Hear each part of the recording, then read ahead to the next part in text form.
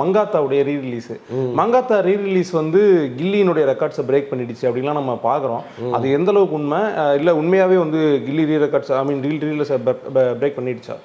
இல்லைங்க, நம்ம அந்த கணக்கு போக முடியாது. ஏன்னா கில்லி ரீரிலீஸில் எவ்வளோ பண்ணிச்சுன்னு எனக்கு தெரியாது. ஒரு கணக்கு ஒன்று சொல்கிறாங்க, அது உண்மையா பொய்யா அதெல்லாம் நமக்கு தெரியாது. பட் ஏஎம் ரத்னம் ஒரு நிறைவான வசூலை அதில் அடைந்தார் கில்லியில் ரீரிலீஸில். இப்போ மங்காத்தா வந்து இப்போ விஜய்க்கு சளைத்தவர் இல்லை அஜித். அவருடைய ரசிகர் கூட்டம்ங்கிறது இன்றைக்கி தமிழ்நாட்டை பொறுத்தளவுக்கு விஜய்க்கு எவ்வளோ பெரிய கூட்டம் இருக்கோ அதே கூட்டம் அஜித்துக்கும் இருக்குது. அப்போ அந்த படத்திற்கான ஓப்பனிங் அஜித் படங்கள்லேயே மிக சூப்பரான படம்னா மங்காத்தா. ஸோ அப்படி இருக்கும்போது எல்லாரும் அதை போய் பார்க்கணுங்கிற ஆர்வம் கட்டாயமாக வரும். இன்னொன்று தியேட்டர் செலிப்ரேஷன் அது இதுன்னு அவங்க கொண்டாடி தீர்த்துட்டாங்க.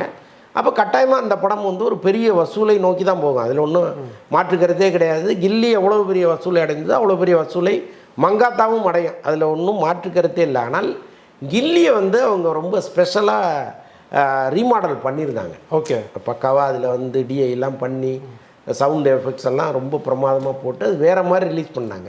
பட் இந்த படத்தை பொறுத்தளவுக்கு அப்படியே ராவாக ரிலீஸ் பண்ணியிருக்காங்க. மங்காத்தா அன்னைக்கு எப்படி வந்துச்சோ அதே மங்காத்தாவை தான் இப்போ ரிலீஸ் பண்ணுறாங்க. அதில் வந்து ஒரு எந்த குவாலிட்டியும் அவங்க இம்ப்ரூவைஸ் பண்ணல.